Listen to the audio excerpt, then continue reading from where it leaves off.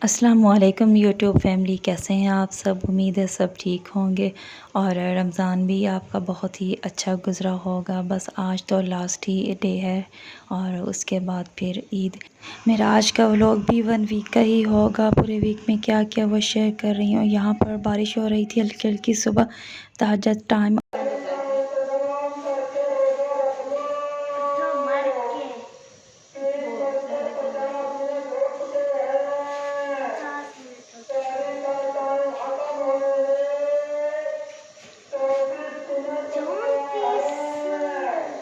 मैंने तो सहरी कर ली थी और यहाँ पर सिस्टर सहरी कर रही थी। अरीज फातिमा आई हुई थी कि मुझे भी सहरी करनी है, तो अम्मी इसके लिए सहरी भी बना रही थी और यहाँ पर वो बैठकर वेट कर रही थी कि कितना टाइम रह गया है।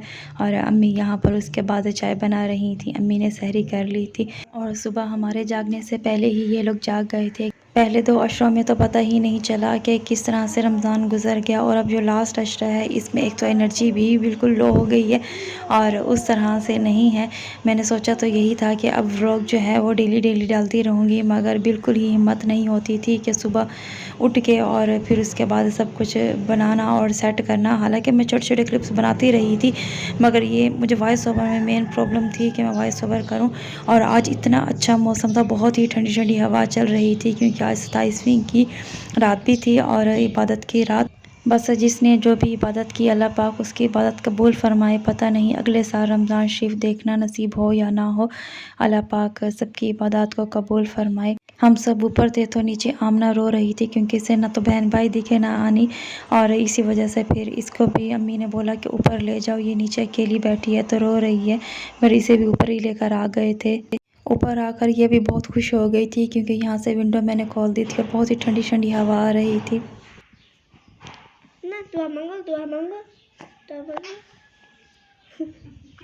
काफी करती है, दिखाती नहीं करो तंग नहीं करो।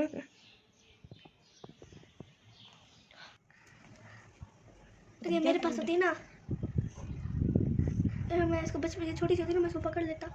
ये कौन है मुस्तफ़ा? डव, इसको कहते हैं लाफिंग डव, इसको कहते हैं वो। उसको सर्दी लग रही है। अभी तो घर में बहुत रौनक लगी हुई थी, क्योंकि सिस्टर जो है उन्होंने 2-3 दिन यहीं स्टे करना था और उन्होंने अपनी स्टोन्स जो हैं वो रिमूव करवाई थी, तो ऑपरेट हुआ था उसका लेज़र वाला।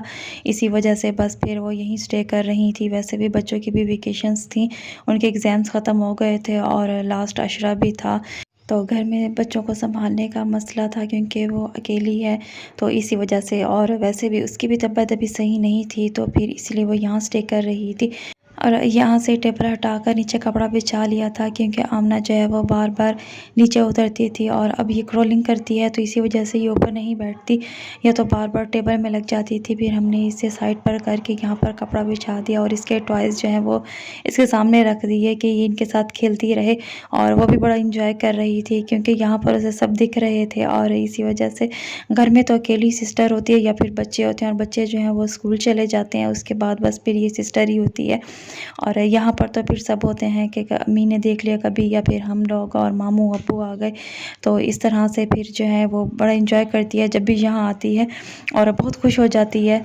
हमारा भी टाइम अच्छा गुजर जाता है, क्योंकि बच्चे होते हैं घर में तो बस रौनक लगी रहती है, वरना तो अम्मी मैं और सिस्टर बस हम लोग बड़े बड़े ही होते हैं। तो बच्चों से ही, वैसे सही कहते हैं, बच्चों से ही घर में रौनक होती है। आप लोग भी कमेंट्स में माशाल्लाह ज़रूर लिख दीजिएगा, क्योंकि बच्चों को वैसे बहुत जल्दी नज़र लग जाती है। और अब तो ये माशाल्लाह बहुत क्यूट क्यूट सी फेसेस बनाती है और इतनी अच्छी लगती है हमें। बस अल्लाह पाक नज़र से महफूज रखे। और इसकी तबीयत भी अभी कुछ सही नहीं है, क्योंकि चेस्ट इन्फेक्शन चल रही है मौसम की तब्दीली की वजह से। बाकी बच्चे जो हैं वो बस मोबाइल में कार्टून देख रहे हैं, उन्हें बस मोबाइल दे दें और फिर सारा दिन ही भूल जाएं।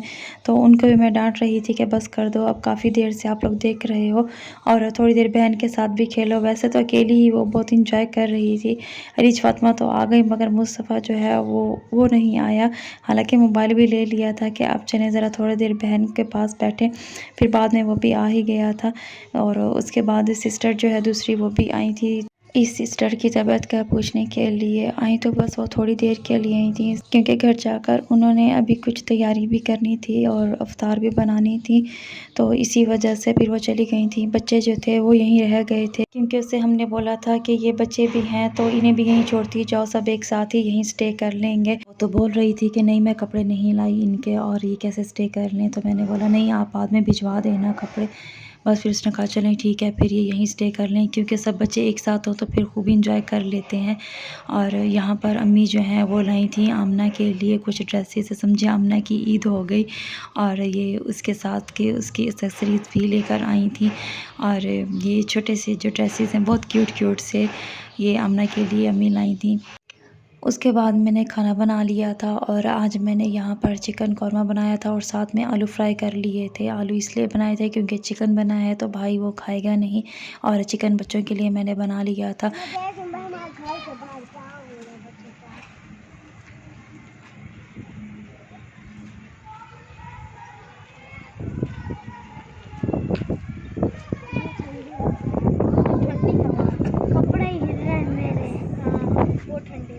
बच्चे बहुत ज़िद कर रहे थे कि आनी बाहर मस्जिद बहुत अच्छी सजी हुई है और हमें ये देखनी है, तो मैं उन्हें लेकर ऊपर चली गई थी छत पर कि चलो आओ मैं आप लोगों को दिखाती हूँ।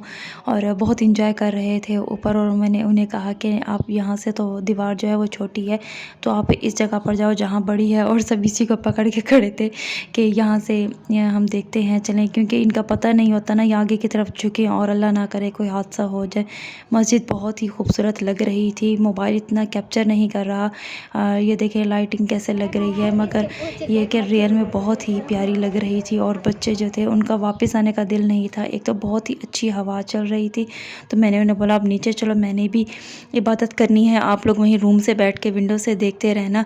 और इस तरह से मैं वहाँ बैठकर मैं भी करती रहूँगी इबादत, क्योंकि इन्हें अकेले छोड़कर तो वैसे ही नहीं जा सकते थे। बच्चे हैं, जितना भी मना करें फिर भी इधर उधर बिखर जाते हैं। अभी तो मैं ही साथ खड़ी थी, तो बस फिर इसीलिए डर से ही एक ही साइड पर खड़े थे। और यहाँ मैं इनको नीचे लेकर जा रही थी कि नीचे चलकर वहाँ से रूम से देख लेना।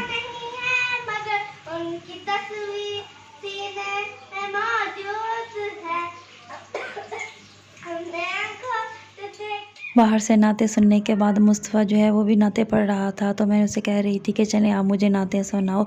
और जैसे ही मोबाइल उठाया उसके बाद उसे शर्म आने लग गई, और ये मैं देख रही थी मेरी फिंगर पर कोई कट लग गया, काफ़ी गहरा है मोबाइल, अभी इतना कैप्चर नहीं कर रहा, इतनी पेन है इसमें, और मुझे पता ही नहीं कि ये कहाँ से लगा है। उसके बाद अब्बू ने मुझे इन्वेलप दिए थे इन बच्चों की ईदी के लिए, और ये भी मैंने लिखने थे, फ़िलहाल तो मैंने रख दिए थे क्योंकि मुझसे पेन ही नहीं पकड़ा जा रहा था, तो इसी वजह से। और उसके बाद यह है नेक्स्ट डे अफ्तार का क्लिप। सिस्टर जो है वो जा चुकी थी क्योंकि अब एक ही दिन रह गया था, तो अभी तो पता नहीं था कंफर्म कि किस दिन ईद होनी है, तो इसी वजह से वो कह रही है मैं भी घर जाके कुछ तैयारी कर लूँ। और मेरा आज कुछ मीठा खाने का दिल था, गुलाब जामुन या फिर पेठे की मिठाई, तो अम्मी और अब्बू जा रहे थे, नट्स वगैरह लेने थे, तो इसीलिए फिर अब्बू भी लेते आए थे। और उसके बाद ये है नेक्स्ट सहरी का क्लिप। सुबह में रात में तो हमने तोरी बनाई थी, वो ख़त्म हो गई थी, तो फिर सुबह के लिए भिंडी बना ली थी, और भिंडी जो है वो मुझे बहुत अच्छी लगती है। और अम्मी और घर वालों के लिए तो प्याज वाली और टमाटर वाली मैं अपने लिए नहीं डालती, मुझे इस तरह की भिंडी अच्छी लगती है जिसमें ना तो प्याज हो ना कुछ। और सहरी करने के बाद बस यहाँ पर मैं तस्बीह कर रही थी और वेट कर रही थी फजर की अज़ान का। बस जैसे ही फजर की अज़ान हो, नमाज़ अदा करने के बाद ही सोएंगे। उम्मीद है मेरा आज का व्लॉग आप लोगों को अच्छा लगा होगा। अच्छा लगा हो तो इसे लाइक और कमेंट्स करना मत भूलिएगा। इंस्टाग्राम पर भी मुझे फॉलो कर लीजिएगा, और एडवांस में ईद मुबारक आप सबको। मिलती हूँ अगले व्लॉग में, तब तक के लिए अल्लाह हाफिज़।